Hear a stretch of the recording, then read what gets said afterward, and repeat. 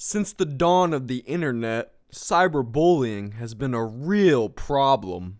Our story's setting takes place in the basement-dwelling cesspool known as Xbox Live. Now let's take a second to laugh at young boat bomber's gamertag choice. I called myself MD Freak 685, which stood for Mountain Dew, so I was a little acid-guzzling tryhard, which is why I changed it to XMD 685. Which stood for Extreme Medical Doctor, because I thought extreme was spelled with an X. Cut me some slack. I used to watch a lot of wrestling. Then the medical doctor part was because I like to play medics in games. So original. But enough laughing at me. That's not what this is about. This is the story of one of my best Xbox Live buddies, Zex2049. I met him on the greatest Xbox Live game of all time, Halo 3. I was in a public match of Halo, and right after I got a friend request from this Zex character. It was kind of strange because we didn't say anything to each other during the match, but nonetheless I got hit with that private chat invite. Before the days of the party chat, it was one-on-one awkwardness like Space Station players trying to play basketball. Anyways, we played Halo for a while, and everything was going smooth until Zex met his first love, Miss Pyropoof. That MS didn't stand for Microsoft, it was a real girl. On Xbox Live, this was too much for Zex. Now at first Pyro hated me. I remember being on that modded Last Resort map with her and some friends. I was a 12-year-old at the time with a very squeaky voice, so she roasted me with the hot ones such as, "You sound like a girl."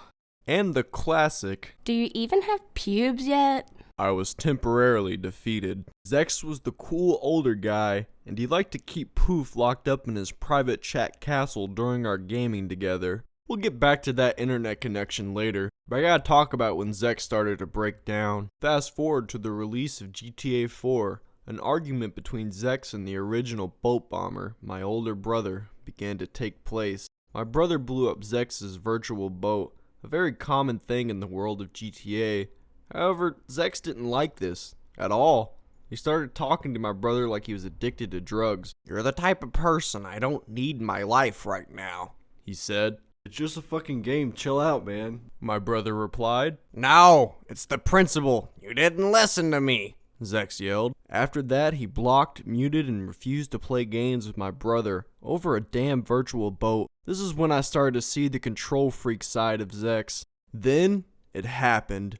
On the Halo 3 map Foundry, everyone's favorite Forge map, it happened. Me, my friend Rio, and Zex and his friend Bipolar all go on this map Zex made. This was no free-for-all or 2v2, no. He wanted to show us his shipping container clan base. But wait, there's more. Zex required all of us to play as elites in order to enter this base. He called this a Gargoyle base. Inside, everything was Gargoyle. Me and Rio stayed mostly silent as Zex and his friend gave us the tour. "Here's the Gargoyle barracks. Here's the Gargoyle shitter. And most importantly, the Gargoyle weapons." Boy, him and that guy must have said Gargoyle at least 100 times in that session. I didn't think much of it until the next day while in class. Rio says to me, "Gargoyle weapons," then continues to show off his Gargoyle pencil, Gargoyle paper, Gargoyle desk, and so on. Before the memeing began, I had to convince my former enemy, Miss Pyropoof, to join my side. I was now 13 and had less of an annoying voice. Call of Duty Modern Warfare just came out, and I started playing it with Poof, without Zex. I'd troll people online. By trolling, I mean it was usually just me singing really bad and being loud as YouTube poop ear rape. Poof thought this was hilarious though, and conformed to the good guy side. Now, let me offer you some perspective on how cringy Zex was. He was older than me, probably 16 at the time, and I remember him trying to film Red vs. Blue remakes in Halo. Motherfucker probably didn't even have a capture card. Anyways, it was some scene where I walked up to Zex and Poof and said, "Bow chicka wow wow." I wasn't saying it loud enough apparently, so I kept saying it louder and louder until my dad woke up and said, "Bow chicka wow wow, shut the fuck up and go to bed." So I did, and that's what Zex probably wanted, so he can get some alone time with his girl. I brought up Gargoyle weapons to Zex in front of Poof, and he seemed ashamed of his past. No longer was he a proud gargoyle, and we all thought this was funny. So he put up with me for a while, but then started to treat me like he did my brother. I was muted and blocked, but would still chill in his parties because of the peacekeeper poof.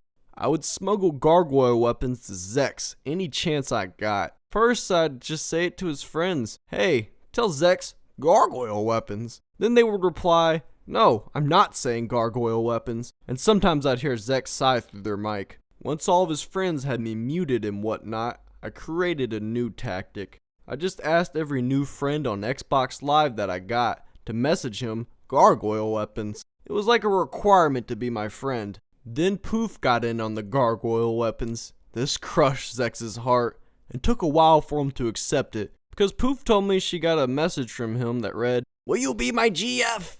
in all caps. Took a lot of courage to type that out, I'm sure. It was revenge time. Poof and me enjoyed prank calls, simple ones such as calling two Walmarts and getting them to confusingly talk to each other. Hello, this is Walmart. No, this is Walmart. That kind of dumb shit. Other prank calls such as me pretending to be someone she knows and getting the guy in trouble with his friend's parents, which is a story for another video, maybe.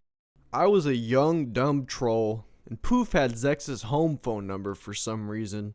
We called that shit. His dad picked up and asked for Zex by his first name. He picked up and I said, "Gargoyle weapons!" Of course. He responded with, "MD!" After that, I only got in a few gargoyle weapons here and there, but nothing too crazy from what I remember. Moral of the story is, you should probably change your online alias over the years. Now, if only Master Flips could learn that. I guess the other moral is, don't give people the reactions they want. Anyways, I posted his gamertag on my Discord during my last live stream, and the boys found his YouTube, DeviantArt, Steam, and even a dating profile. I'm not in the business of cyberbullying anymore, so you guys can look that stuff up for yourself. Plus, I don't see gargoyle weapons as harassment. It's a way of life.